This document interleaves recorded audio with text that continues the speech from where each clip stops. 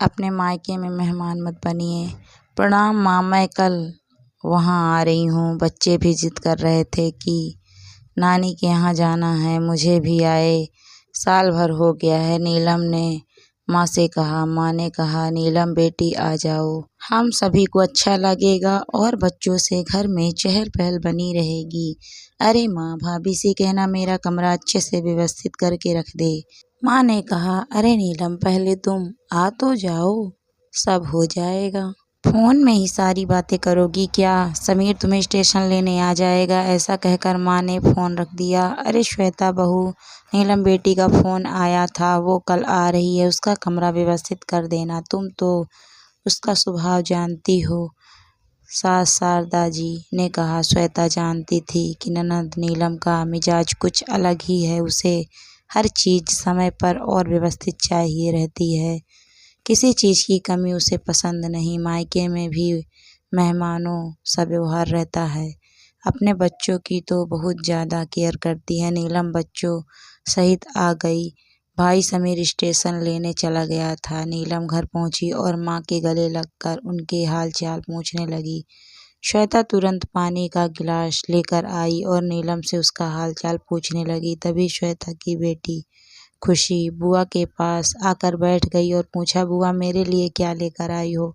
नीलम ने अपने सूटकेस खोला और एक सुंदर सा ड्रेस खुशी के हाथों में दिया। खुशी ड्रेस पाकर बहुत खुश हो गई। बच्चे आपस में खेलते हुए मस्ती करने लगे। तभी नीलम ने कहा, श्वेता भाभी, हमारा कमरा व्यवस्थित है ना? पिछली बार आई थी तो कूलर काम नहीं कर रहा था, गर्मी में पंखे में ही सोना पड़ा था, एसी तो आपके कमरे में ही लगा है। श्वेता ने हंसते हुए कहा, नीलम दीदी, इस बार आप हमारे कमरे में सो जाना, हम लोग दूसरे कमरे में सो जाएंगे, आपको कोई परेशानी ना होगी। शारदा जी सब सुन रही थी। उन्होंने तुरंत नीलम से कहा, अरे बिटिया, इस बार तुम्हारे समीर भैया ने नया कूलर ले लिया है, तुम आराम से रहना। अरे माँ, मैं तो भाभी से यूं ही मजाक कर रही थी, नीलम ने कहा।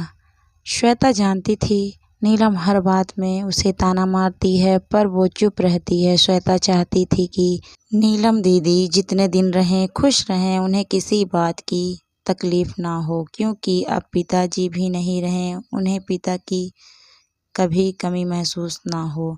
श्वेता हर तरह से खुश रखने की कोशिश करती। समीर बाजार जाकर काफ़ी सारा घर का किराना और बच्चों के लिए चॉकलेट मिठाई ले आया।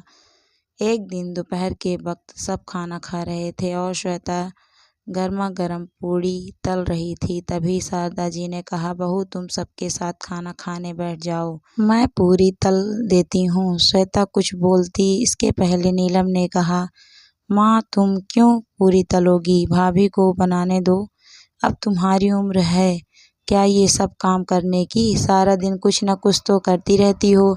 श्वेता ने सास की तरफ देखते हुए कहा, माँ जी आप खाना खा लें, मैं बाद में खा लूँगी। नीलम आराम से मायके में दिन गुजार रही थी। समीर भी छुट्टी के दिन सब परिवार घुमाने और होटल ले जाता। एक दिन बातों ही बातों में नीलम ने श्वेता से पूछ ही लिया, भाभी आप मायके नहीं जा रही हैं? जवाब देते हुए श्वेता ने कहा, मैं तो अभी जाने ही वाली थी, क्योंकि मेरे पिताजी की तबीयत ठीक नहीं चल रही है, पर आपका फ़ोन आ गया सो मैंने जाना कैंसिल कर दिया। माँ जी कितना अकेले घर का काम करती, अब आपके जाने के बाद ही जाना होगा। अच्छा किया भाभी आपने जो मायके नहीं गई, ससुराल से तो मैं थकी हारी आती हूँ, फिर मायके में तो पूरा आराम चाहिए ना, वरना मैं नहीं आती। नीलम ने कहा, नीलम दीदी आपकी भी तो ननद आती होंगी, तब उन्हें भी पूरा आराम मिलता होगा क्यों? श्वेता ने पूछा। नहीं भाभी, मैं तो साफ साफ कह देती हूँ, मुझसे अकेले काम नहीं होगा, उन्हें मदद तो करवानी ही होगी। इतने लोगों का खाना मैं अकेले कैसे बना सकती हूँ? नीलम हाथ हिलाते हुए बोली। शारदा जी चुपचाप सब सुन रही थी। उन्होंने तुरंत नीलम से कहा, फिर यहाँ अपनी भाभी का हाथ क्यों नहीं बटाती, वो भी तो अकेले काम से थक जाती होगी।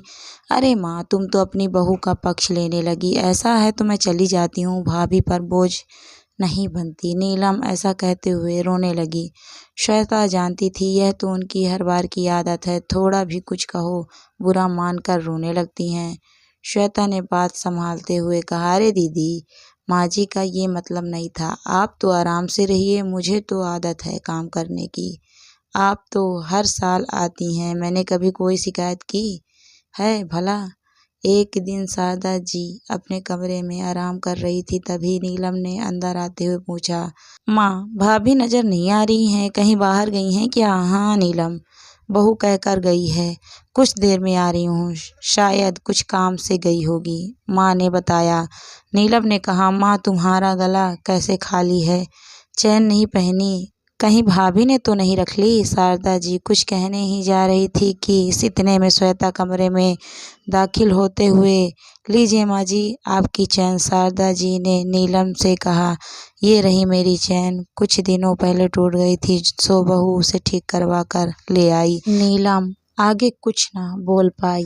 एक दिन श्वेता की तबीयत बिगड़ गई, उसे तेज बुखार था। समीर तुरंत हॉस्पिटल ले गया। डॉक्टर ने देखते ही कहा, श्वेता को टाइफाइड हो गया है और अस्पताल में भर्ती करना पड़ेगा। समीर ने तुरंत माँ को फ़ोन करके सारी बात बता दी। शारदा जी नीलम को सारी बात कहकर तुरंत हॉस्पिटल पहुंची। शारदा जी श्वेता के सिरहने बैठी उसे तसल्ली दे रही थी। कुछ दिनों में सब ठीक हो जाएगा। शारदा जी ने समीर से कहा, तुम घर चले जाओ, घर में नीलम और बच्चे हैं। नीलम से कहना श्वेता के लिए खिचड़ी बना दे। अब घर की सारी जिम्मेदारी नीलम पर आ चुकी थी, पर वो करती भी क्या। उसने सबके लिए खाना बनाया और भाभी के लिए खिचड़ी बनाकर समीर के हाथों हॉस्पिटल भिजवा दी।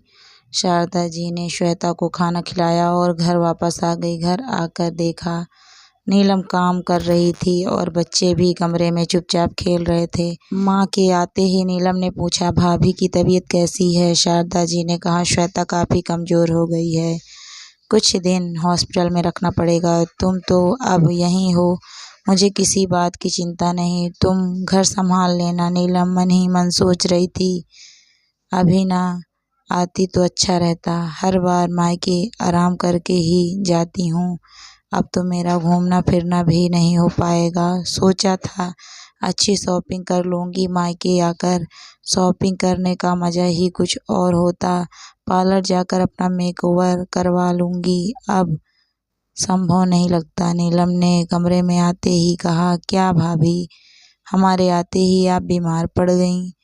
अब जल्दी से ठीक हो जाओ, मुझसे आपका घर नहीं संभाला जाता। अरे दीदी, ये तो आपका मायका है, आप अपना समझ कर ही तो आती हैं, फिर ऐसा क्यों कह रही हो?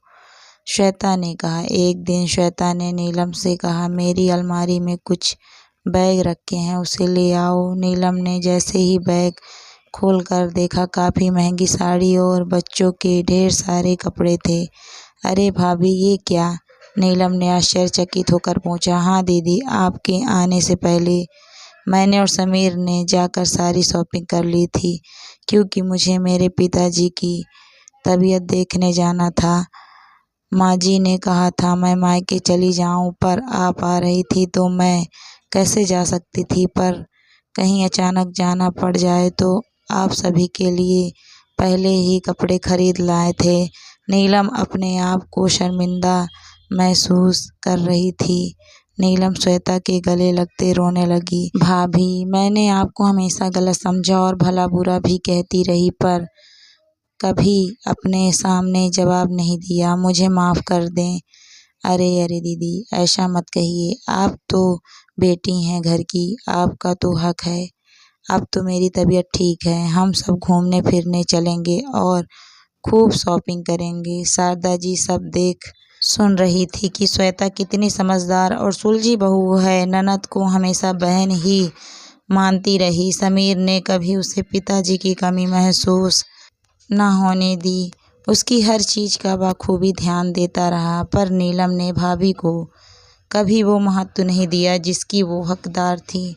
श्वेता जैसे ही काम करने किचन में जा रही थी कि नीलम ने हाथ पकड़ते हुए कहा, भाभी, जब तक आप पूरी तरह से ठीक नहीं हो जाती मैं किचन संभाल लूँगी, मैं अभी काफ़ी दिन रुकने वाली हूँ। श्वेता ने कहा, नीलम दीदी, आपकी जब इच्छा हो तब आ जाइए करें, पर मायके को मायका ही समझें, ना कि मेहमान बनकर आएं।